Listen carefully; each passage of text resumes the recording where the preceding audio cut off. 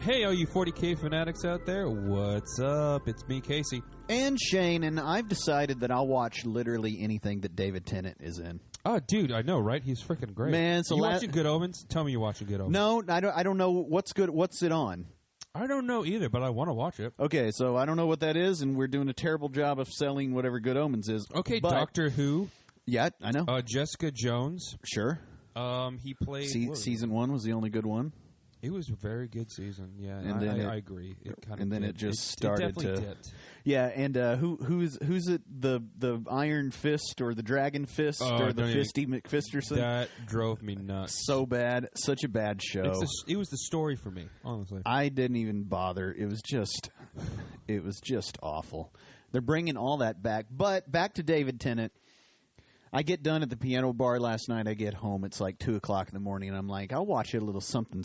I get on Netflix, and I find some BBC production. It's one of those miniseries, 4-episode things, and it's called Inside Man, I believe. And it's about, well, it's roughly about, it seems like it probably was a book series, and you guys get in the comments and tell us if you know about it. But there's a death row inmate in America, which is very clearly America done in England, and he's a detective. But then the B plot is David Tennant acting his entire ass off. No, really? Just taking this material and grabbing it by the neck and wringing it to death. Dude, he's such a good actor. Good. Gosh. He's so good. And apparently, everybody who watches Good Omens loves him. It's like the people who like the show like Supernatural are like watching Good Omens, and they love him just for him. And I mean, I've been on the David Tennant bus since like the early 2000s, so like I don't know where you guys are coming from. Yeah, Doctor Who got me, but I mean, at this stage, I could say I will literally watch anything he's in. Oh, great! I don't even care what it is. And he's a nice dude too. I went to bed at 6 o'clock this morning. well, that's just you on a normal night. I mean, it was a bit. Okay. I did wake up at 3. So we're gonna probably switch over to a word from our sponsors. Is that right, Shane? Yeah, we've got a little bit of business to attend to. Hit him with the hook. Today's episode is brought to you by the David and Trait Mysteries, a series of clean classic-style mysteries that can be read in any order. Set in 1950s Chicago, private detectives John Trait and David Grabber ply their trade on all sorts of cases trying to make ends meet at their downtown office. Inspired by the golden age of mystery novels like Christie and Doyle, with a splash of wholesomeness by way of Scooby-Doo and the Hardy Boys.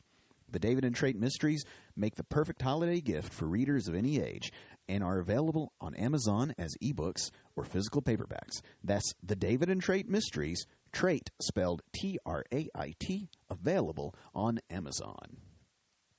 I love how you said holidays. Because we're like 2 days into November, so I'm not even in that mindset right now that it's the holidays. Well, you clearly have not walked through the Walmarts.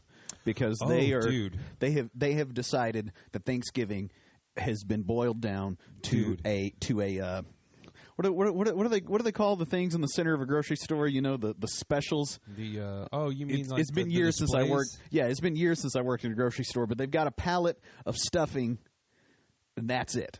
Yeah, and it's just Christmas stuff. And then it's Christmas stuff. I walked into Lowe's like early October to get salt for my driveway, and boom, right there it is. All Christmas stuff.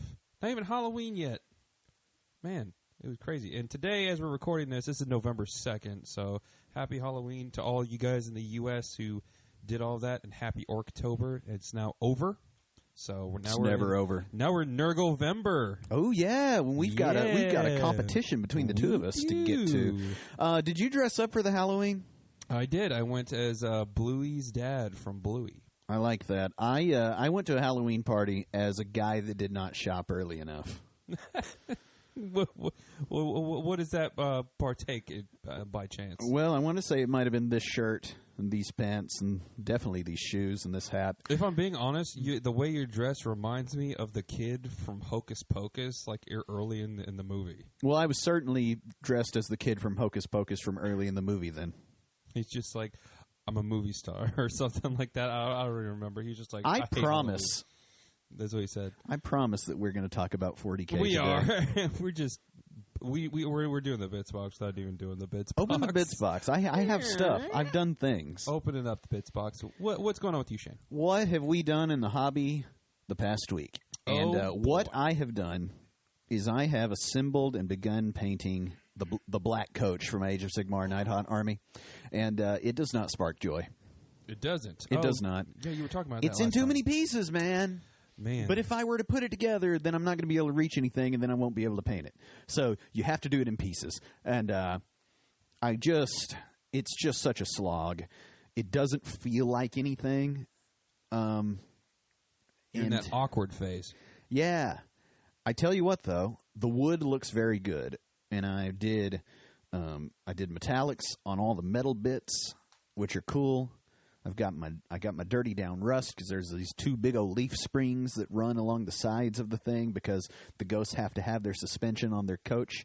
Don't want anybody getting bounced around. I'm going to rust that up. That's going to look amazing. And so you're not going with the like classic haunted mansion, scary, ghoulish kind of spooky ghost thing. You're going for like a real straight out of the Texas Chainsaw Massacre, rusty kind of carriage thing. Look, right? Yeah, I want the carriage to look like a carriage. But then the horses and the ghosts are like they look very spoopy, like they should. They're various colors. Oh, your girl is going to get a feature on Warhammer Plus this week. Your ghost lady. I have no idea what you're talking about. The ghost lady you painted. The ghost, the Lady Olinda, the Monarch of Grief. Yes, she is getting a lore video on Warhammer Plus this week. Oh, that's cool. Yeah, I thought you'd be hyped about that. I don't know anything about Warhammer Plus or the lore of the Night Haunt, if I'm being honest. I just know it gets me free models once a year. Yeah. So another thing. Well, go ahead and take a turn in the bits box, and then I'll come back to an entire diatribe as I do. I went on a little mini vacation with the fam, or with the wife, sorry. What do we do with our hands? Jazz hands. We don't clap. That's what we don't do. We don't clap. Casey, what we do with our hands is not clap on the podcast. What's the sound of one hand clapping? Exactly. Anyways, I went over to Memphis, Tennessee for the weekend. We went and took in the sights, looked around, went on a little hike in this botanical garden, and then we went and saw Stevie Nicks live and in concert, Memphis, Tennessee, and it was pretty great. She moves pretty spry for a 75-year-old lady. I'm a big fan of Fleetwood Mac. My wife is an even bigger Stevie Nicks fan, so she threw on her shawl, got all dressed up in black, and then we went out and took our time and watched the show, But on our way to the concert, I stopped at Warhammer World in Memphis, and it was pretty great, honestly. Talked to this guy, David. He was at the front desk running the place. It only been opened a month, and he gave me the free mini of the month, Sterngard vet. So that's official cool. Warhammer stores give out a free blister box mini every month to everyone who they get it while supplies last. So I got that, and right before I left, I got my Warhammer Plus mini, the cool World Eater's Terminator. Yeah, and that one's done from like an ancient drawing or something, right? He because he's not posed as dynamically as the newer minis, but he's clearly a newer high detail plastic mini. Azrak the Annihilator, and yeah, his model was based off some old Rogue Trader art from back in like the 80s, 90s, something like that. Really cool stuff. But yeah, that's what's been going on with me lately. Took in a show, got some free minis. Well, one wasn't technically free, but what about you? Did they have everything at the Warhammer World or the Warhammer store? I got a tour. I tried on a life-size Power Fist. I went and saw their little museum where they have an actual display case of an Age of Sigmar. What are they called? Stormcast Eternals versus the new Cancer Orcs. And they had a box set from every single edition up till just before I got in. I got in right before the Assault on Blackreach. I think the last one they had there was the Battle for McCrag box set, all in glass cases. They had a painting station for people to paint and learn how to paint. They had a little PlayStation where you could pick up this little box of Space Marines and play against the Tyranids. It was really dope. That's pretty cool. Last week... Sorry, my allergies are killing me. Yeah, today, we dude. apologize. We're going to have to get a cough button or something if this is going to continue. Yeah, man, I don't know. It's you. It's got to be you. You came in here with pollen on yourself. I don't think it's me. I'm dying. What the heck? I've not been outside in months. Fine. You walked in from the outside, sir. That counts. I think it's your announcer voice that doesn't work. It could be. It could be. But let's need more practice. Switching gears. You got anything else for the? Oh, I do. Okay, so last week, before I left, your airbrush was damaged and destroyed by your massive orcish strength. I mean, that's right, but yes. What are we talking about here? Well, and so my airbrush has not been working worth a darn. Oh, yeah? And so I borrowed your compressor because my thinking, I mean, full disclosure, Casey's airbrush was like $12 on Amazon. It was. It was never going to spray super great. And you found that frustrating, as I understand. My airbrush is one of those Iwata Neos, which is a fine piece of kit. However, it comes with this black box compressor that has 3 speeds, and it's as if you blew on your hand from some distance. Okay? Ew. And so I've theorized that I've had a lot of spitting, a lot of dry tip, it'll run good for the first 5 seconds, and then it will invariably cause me headaches. It doesn't really matter how clean it is or not clean. It's just very finicky. And I thought, perhaps if I have something with a little more air pressure, this thing will actually spray. Yeah, that was the idea. Yep. So I took your compressor home. Since you don't need Set it. it to max? I set it to like 25 PSI. Okay, and what happened? It ran like a champ. Well, there you go. It just ran. Your airbrush worked. Yes, it went all. Did you have like a clog that like blew out or anything? No. Because I've got it as clean as a whistle. Because it was not working with mine hardly at all, and so, when in doubt, clean it out. Yeah. And maybe I'll send you home with mine and just let you. Well, yours has dented bits now. Yes. I don't think that yours is gonna. With the power of belief, I shall make it work. Yeah, no, you're going to have to get that wah energy up and break it in half and get a new one, I think. All right, you weird boy. But with it, I was able to spray multiple colors onto my Night Haunt horses and ghosts while I held them in my fingers close to my face and inhaled far too much paint. I hate that. I do have the respirator mask, but it makes me feel like somebody's got me in a full Nelson after just a minute. So, what kind of mask are you wearing? Man, it's one of those big old, the actual filter on both sides. The actual I go and paint houses for a living kind of paint mask. Well, yeah, that's the one you would buy if you want to actually keep the paint out of your face. But I just use a COVID face mask. Yeah, I don't think those work, as it turns out. Kinda. Close the bits box. Closing the bits box. Which for our main topic today.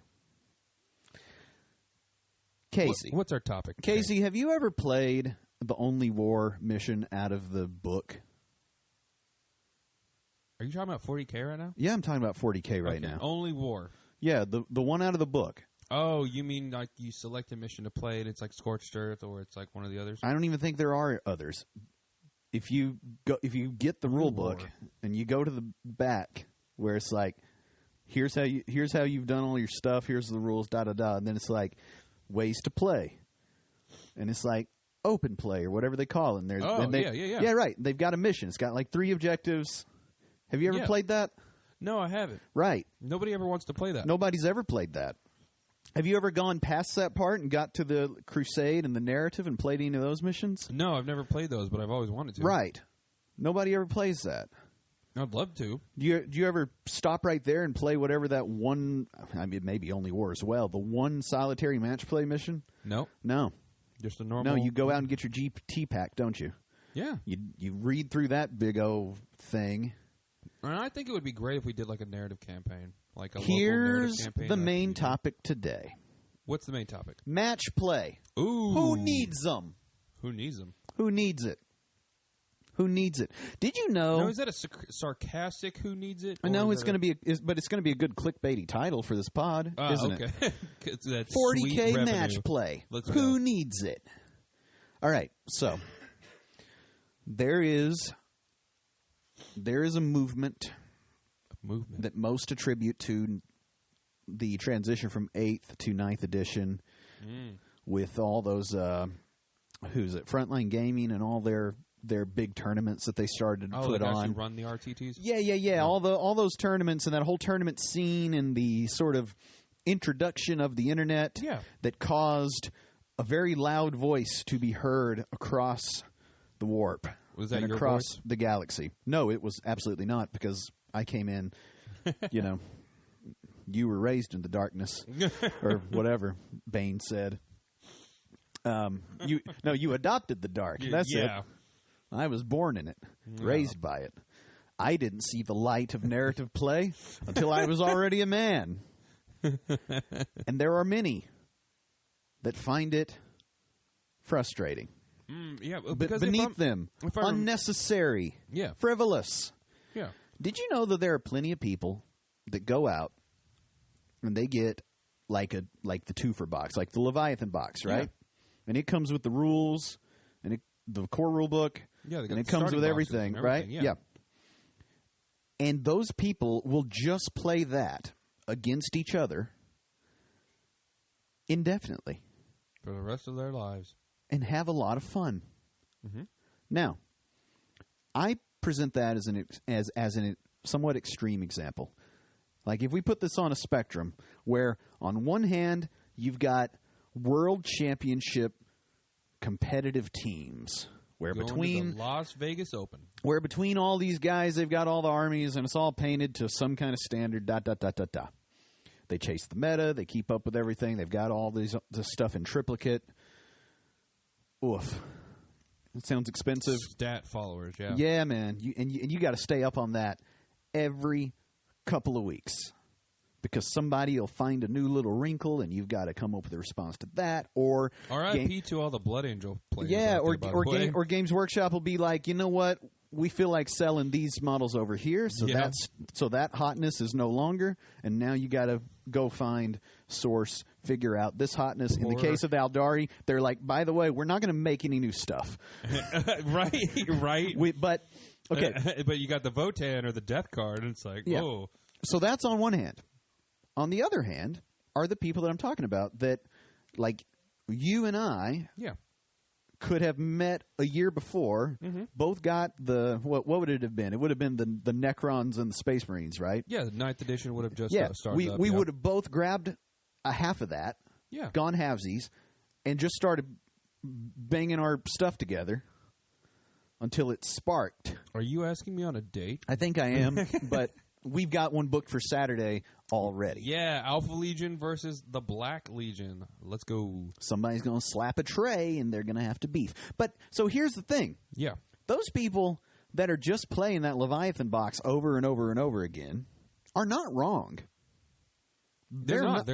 They're not having fun. Yeah, everybody's having fun.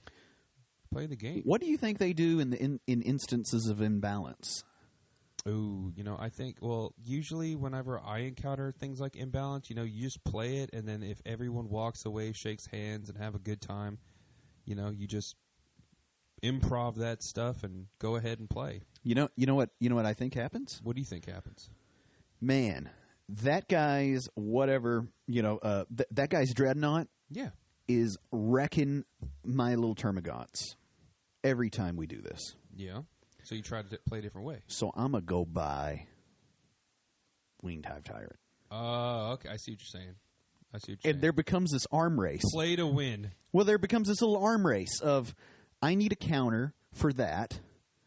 And, we both want to buy more stuff because everybody wants to buy more stuff. But, this is me and Imperial Guard. The game is going to self-balance and self-regulate in those instances. Now, next thing you know, you've got like a $200 mini and it's not good anymore. Or whatever. What I'm saying, though, is that these people are having a lot of fun without very much baggage. Fair. Yeah, 100%. they're not that concerned about what the points They are. just want to play have fun. They may not know what the points are a thing. Yeah. Have you thought of that? I mean, yeah. When I started playing, I didn't really play for points. So I have played that Only War mission once. Was it fun? It was fine. It was a learning game. Me and the girlfriend at the time were like, we're going to learn this thing. So we loaded it up on Tabletop Simulator and played it with the rule book open. And then someone was like, yeah, the Nephilim GT is what's running. And I was like, oh, God, what do I do with that? At the time, I had a combat patrol. Right? Oh, yeah. But the point of today's pod, the discussion that I'm trying to have is, how can we encourage, give the green light to people for them to take a little bit of that, floor hammer energy and put it into their regular games that they're either, you could be a tournament player, but unless all your buddies are tuned up and ready to play all the time, you're going to have to play some games against some regular folks. Yeah. Who are not going to have the greatest time if you're super duper optimized and kicking their head in by turn 2. I feel you. They're not even going to turn up for that more than once. Like you just bought the brand new Hotness Combat Patrol, all the models, because you have tons of disposable income. Get some guy to paint it, and then you go into a tournament and just stomp face, and you've never played that army before, and you've got little Jimmy coming over here with his Combat Patrol of the new orcs that he thinks are just super dandy, and then he just goes home crying to his mama 10 minutes later. Well, and I'm not talking about in the case of a tournament. I'm talking about just in general. When you're playing any old game. For instance, tomorrow I'm going to play a game with a guy. So this will be it'll be today as you guys listen to this, because it will come out on Friday unless Casey messes up an upload. Oh, we've been having issues, sir. We've ironed them out, and we're going to get them to you guys. We're going to get it to you guys. We know you guys love listening to our voices. But I want to learn how woods work. So I put it out on the looking for a game. I'm like, 2K, 40K, Friday evening, with a big dumb wooded area in the middle of the battlefield. You had my interest, and now you have my attention, sir. Right, because have you ever played with woods? You have my interest, now you have my curiosity. Yeah, have you played woods? I once, and it was in 10th. He was in 9th. Right. Have you played woods in 10th? No, but Me neither. I would love to. Have you seen anyone play woods in 10th? I haven't. A lot of these games are mostly just buildings. And not only are they buildings, but they're getting blockier and blockier and blockier. Busy boards. And apparently there is no such thing as a first floor window in the 41st millennium. In 10th, yeah. Yeah, there's no more glass anywhere. Can't shoot in or out, baby. Can't shoot in or out. In a world where everything can get cover, we've now gone away from dudes being able to look out the window and shoot. Mm-hmm. Which I find to be a little bit ridiculous. And so, the table I intend to set up tomorrow will be with the old school terrain that's got all the doors and the windows and the nonsense. Oh, yeah? We'll play it first floor open. And then we'll have a big, dumb bunch of woods in the middle to figure out what that does. Kind of custom rules? No. Oh, no, those are the terrain rules. True line of sight, except we're going to use, instead of the MDF blocky terrain that you can't see through, I'm going to go grab the old ruins that no one uses. That no one uses anymore. And one, it's going to look really pretty. And two, it's going to be silly. I bet. We're going to play the Leviathan mission rules and whatnot, so we'll all have secondaries and we're going to do that. Yeah. But it's going to be fun. It is, yeah. It will be somewhat silly compared to the current competitive way that the thing goes. And I don't know what my opponent is bringing. Maybe they'll bring some cheesy tournament nonsense and blow me away. Who are you playing? I have no idea. You don't even know who's coming? I have no idea. The Discord doesn't have first names anymore. Oh, no. It's a total mess. I'm just going to rock up and be like, let's see what happens. Somebody said they got me at 3 p.m. Oh, my gosh. All right? Now, that you said woods, And then it made me totally think of your game a few weeks ago where you went outside and played on a table out in the sunshine. Yeah, so let's talk about that kind of thing. Yeah. The homie Craig has been having a fall invitational at his house in his yard, guys. Yeah, I've been seeing that dude playing games off and on outside in his backyard. Man, it's so easy on your feet. And with that, we're playing like regular old tournament style stuff.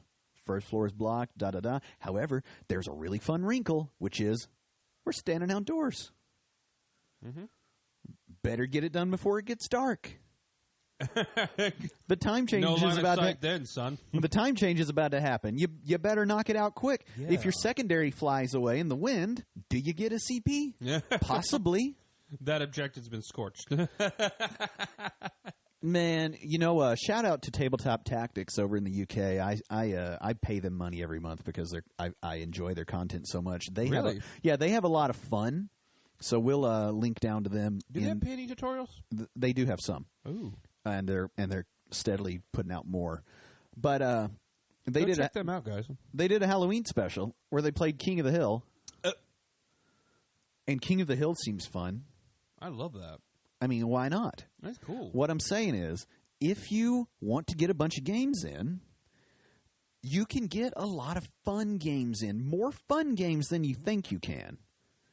Because not everybody wants to tune up the best, most competitive nonsense that they can.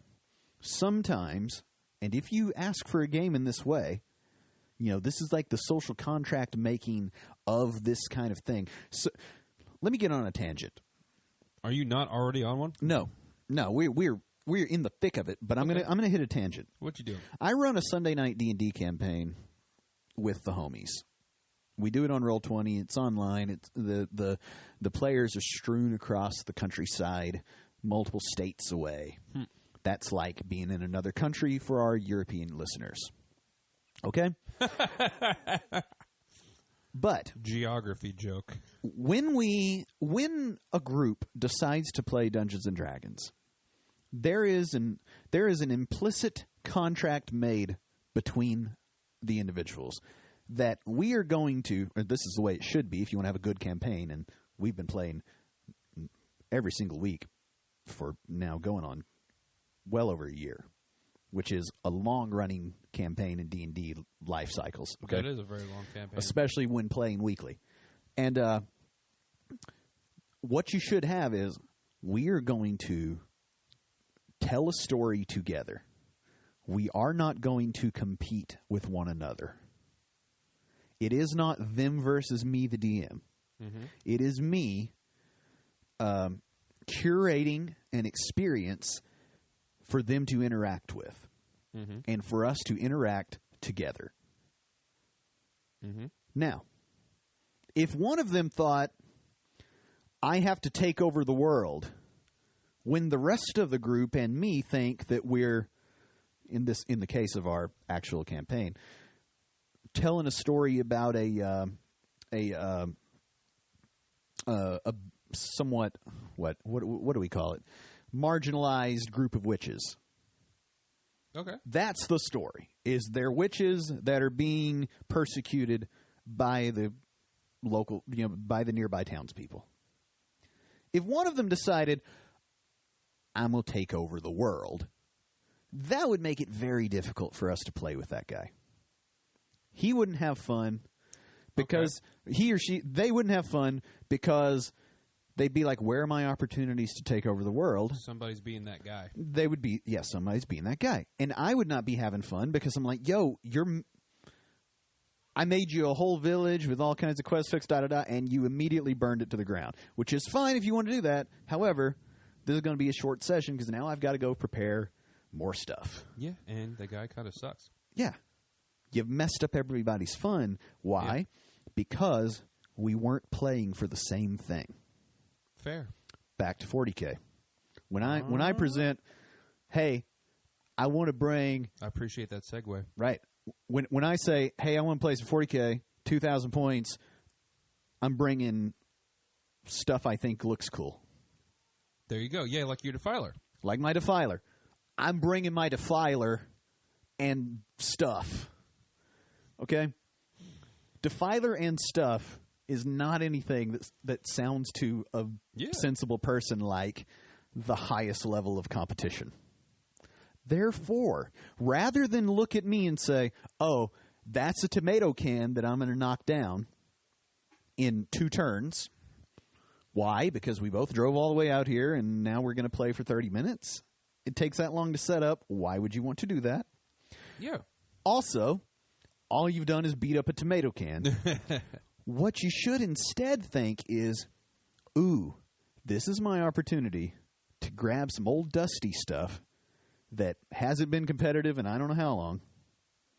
Shake out the old cards for them out of the back of your stack, you know? And run them. Because it's not like I've got any synergies going on. Right. And then we both rock up. And I've played so many games now this way because I'm always looking for those. Because I think they're fun. One of my favorite things to do that I've been doing lately is coming up with a narrative reason why these 2 armies are fighting. Yes, so, I love that. I do that every time. The other day, I played the homie Ricky. It was his first ever. I think I may have told the story last week, but go. If you missed last week, then now you got a reason to go back and listen to the further information. Yeah, I literally just before we started recording this thought about why our 2 armies would be fighting, and I just think it'd be funny if one of my Alpha Legion guys they nicked something that Abaddon needed for his latest Black Crusade. Oh yeah, like they got recruiting people on a planet or something, and Abaddon was on the other side of the planet, and now he's come over and he's like, "You taking my dudes?" Yeah, or like he's collecting stuff with Vashdor, and then they're like, "Oh man, I need this thing," and then the Alpha Legion are like, "We got it, and we'll bring it to you," but then they just cut left and run. The last week I played the homie Ricky, and it was his first game with his Chaos Space Marines. He had been playing World Eaters, but he got Chaos now. Really? So we had Chaos Space Marines versus Chaos Space Marines. Now his dudes are done in red. My dudes are straight Black Legion. And my dudes have Abaddon and all these other like epic heroes, right? So it's like the leaders of the thing, and then there's this other squad because he's got the sort of regular character dudes, the unnamed ones. So I'm like, clearly somebody slapped somebody's tray in the cafeteria. Yeah. And it has escalated to a point that Abaddon and Harkin have been called to rein him in. To rein it all back in. Yeah. And the heads were getting thumped. And that's like the heart and soul of 40K. I mean, it started out like a lot like D&D, just 2 guys with a small unit or army, and then they would be given scenarios like, hey, you're on a farm, and have you heard of the farm? Well, initially, there would be a third person who was the dungeon master. The dungeon master. Which I couldn't imagine how that would go. So we should do that. I don't know how it would even work. Like, and I've got quite a bit of dungeon mastering experience, but I'm like, what kind of scenario do you present? Like, I feel like you'd almost have to the DM, the third guy, the way the rules work now, would almost have to have some NPC army of their own that could like pull in both directions to sort of create drama. Like an Astra Militarum unit. Some are still loyal, but some are like scared, so they defect over to chaos. Or maybe it's the local, like just the local guard or fauna. Yeah, or local fauna that just maybe randomly by dice rolls or in some sort of reactive way just start slapping in both directions. Or you could just have orcs. Or you could just have orcs. And they love a good fight, and they fight anybody. So. It could be orc army versus orc army. The orc is the NPC army. And halfway through, half the units on each side switch sides. Oh my gosh! Regardless of position. That'd be great. Yeah, just like you flip the table.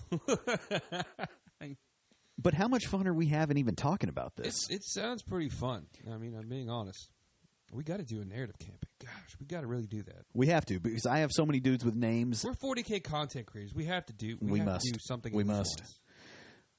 Anyway, I'm trying to think of more ways to make it more fun, because I do see people online, in person, around, who don't seem like they're having that much fun because they're so focused on winning, on being competitive at the highest levels all the time. That's true. And I get it. I do. Because that's cool. It's cool to win. It's cool to be the best. Like no one ever was. To catch them is your real test. To train them is your cause. Get out.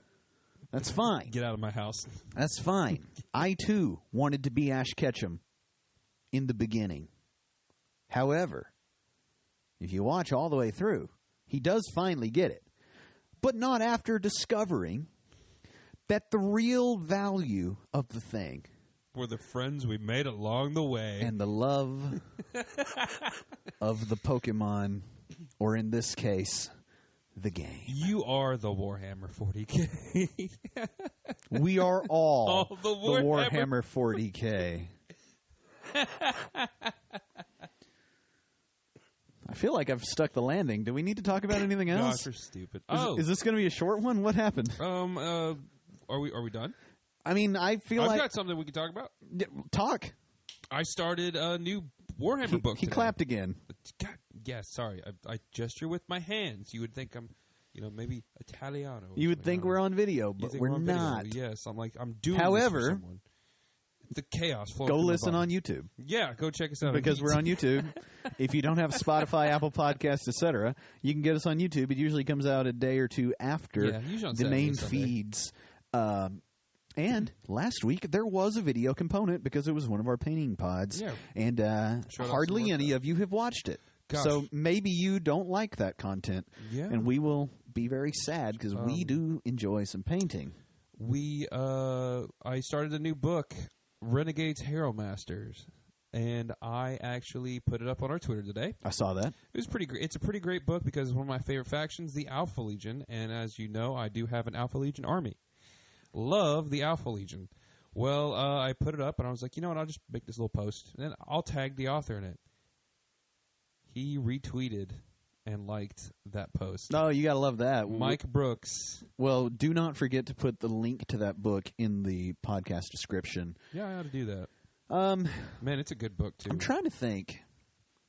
You guys, I don't feel like we're hearing enough from our audience, and I know that we've got some We've amount of actually audience. got a few more comments this week. Yeah. In the YouTube, a little bit more, and they're pretty positive.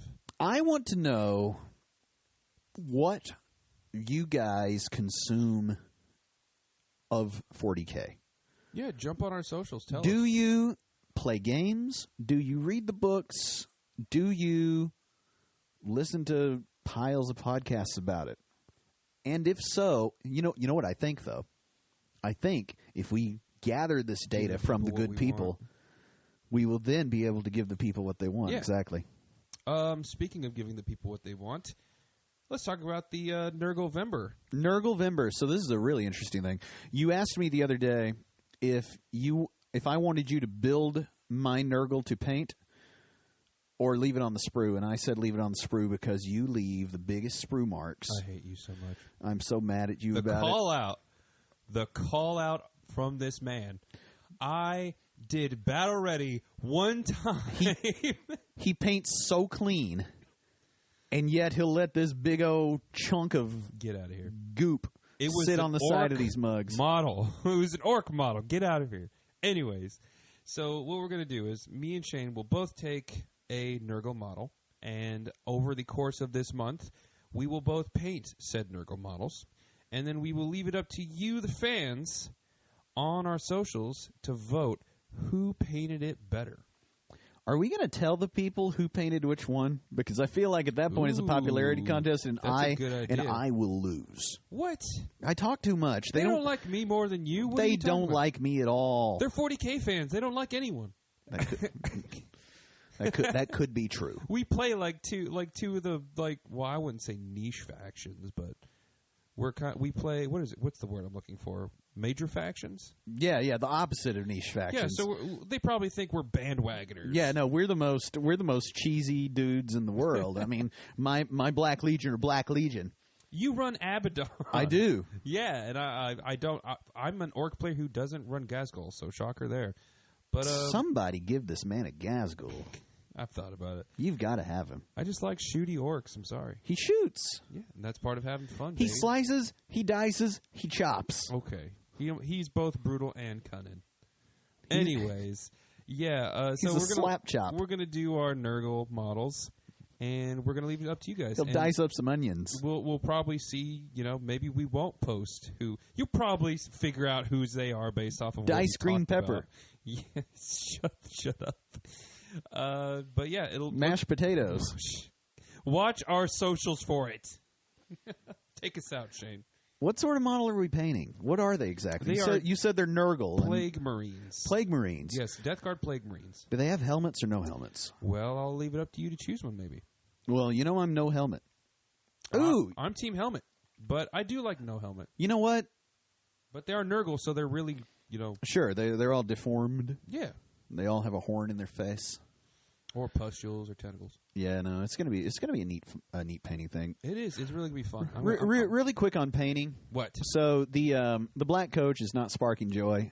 I did, however, buy a demon. I did buy a demon prince the other day. What? Yeah. So what had happened? A Chaos Space Marine player with a demon prince. I'm shocked. Well, I've not been very into the Demon Prince because my favorite thing are troops. I like dudes with boots, and he's going to have hooves, I believe. However, I've got to do them with the wings because they look cooler. I've never painted 40K wings. I'll take the backpack you don't want. I tell you what I think I'm going to do, though, on the wings is I'm going to mix myself up. I'm going to do them airbrush, right? They'll have some little gradients on them. And then I think I'm going to take and make me a black oil wash and then wipe it away with the white spirits to get those little horizontal lines, striations, creases. Yeah, you know what I'm saying? The way they do it on the box art. The way they do it on the box art is just by superior wrinkles, blending and brush control. Yes. I am going to do it with a Q-tip, and we will see how it turns out. Oh, well, I think we're all looking forward to that. Jump on our socials, give us a shout, share our stuff, like, comment, subscribe, and we'll see you out there. Shane, our sponsor. Yes, the David and Trade Mysteries. I think next week we'll have a new sponsor. I feel like I'll go and get some copy from one of the friendly local game stores. If you have anything that you would like us to advertise here on the podcast, get at us any way you want, and we will work that out. Because at some point, we need to make money.